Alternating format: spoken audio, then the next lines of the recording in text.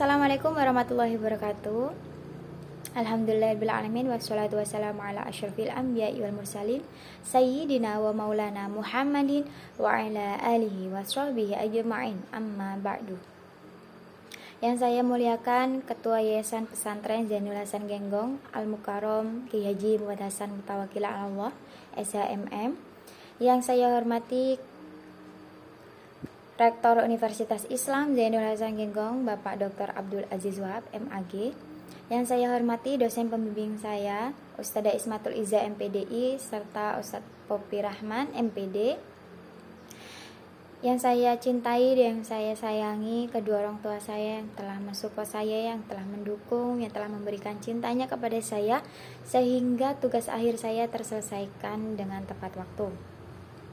Saya Wulan Nur Hidayah dengan nomor MPM 0291 dari Program Studi Manajemen Pendidikan Islam Fakultas Tarbiyah, mengambil tugas akhir artikel atau jurnal dengan judul Implementasi Gaya Kepemimpinan Transformasional di Pondok Darut Tauhid Pesantren Zainul Hasan Genggong.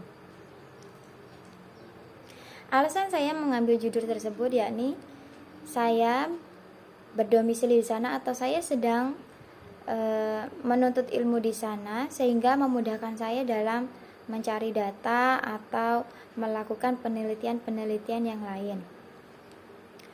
Kemudian saya menggunakan metode dalam penelitian ini yakni metode kualitatif deskriptif, di mana saya atau sebagai peneliti menjadi kunci utama dalam pengumpulan data. Instrumen pengumpulan data saya menggunakan teknik observasi, kemudian wawancara, dan yang terakhir adalah studi dokumen. Observasi sendiri saya sudah berada di lokasi atau saya di lapangan terjun langsung guna untuk mencari data-data yang akurat. Kemudian wawancara saya lakukan kepada beberapa tokoh penting di dalam pondok, yakni beliau sendiri Nun Hasan Ahsan Malik sebagai pemimpin atau pengasuh, yang kedua yakni ibunya Hajah Wasifah Janati, dan kemudian ada Ustadzah Azimatul Alia sebagai kepala pondok Putri Darut Tauhid, kemudian ada Ustadz Zaini Zainuri sebagai kepala madrasah diniyah, dan yang terakhir ada Haji Ahmad Taufik sebagai pembina pondok. Gaya transformasional di sini yakni sebagai aktivitas atau kemampuan pemimpin dalam memberdayakan seluruh komponen yang berada di dalam pesantren yang mengakibatkan perubahan yang signifikan.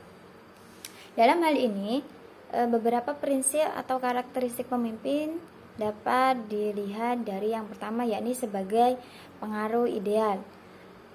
Pemimpin atau pengasuh memberikan pengaruh yang besar terhadap santrinya atau seluruh sumber daya yang ada di pesantren sehingga mereka dapat menjalankan tanggung jawab sesuai dengan tupoksi masing-masing.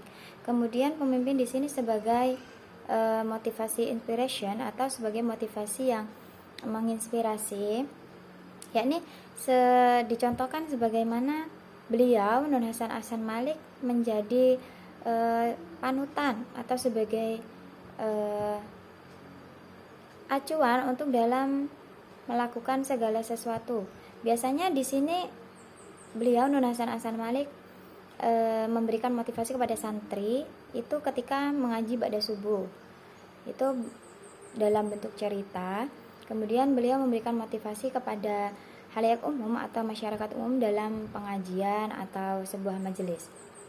Kemudian ada inovasi. Inovasi di sini dimodifikasi sebagai memajukan atau melakukan perubahan terus-menerus yang signifikan untuk kebaikan atau kelangsungan di dalam pondok. Kemudian ada pelopor. Pelopor di sini beliau mampu atau berani mengambil resiko terhadap perubahan-perubahan yang diambil sebagai inovasi pondok. Kesimpulan yang dapat diambil dari penjelasan ini yakni sebagai kepemimpinan transformatif di Pondok Darut Tauhid Pesantren Zainul Hasan Genggong terlihat melalui prinsip-prinsip yang telah ditetapkan sebelumnya sebagai landasan operasional. Kemudian prinsip pendekatan kepemimpinan transformasional memberikan umpan balik yang positif guna mencapai tujuan yang telah ditetapkan sebelumnya.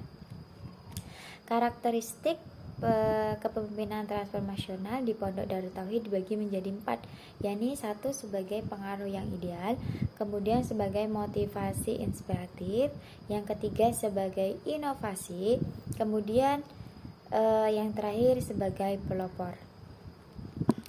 Cukup sekian penjelasan dari saya, kurang lebihnya mohon maaf. Akhirul kalam, wassalamualaikum warahmatullahi wabarakatuh.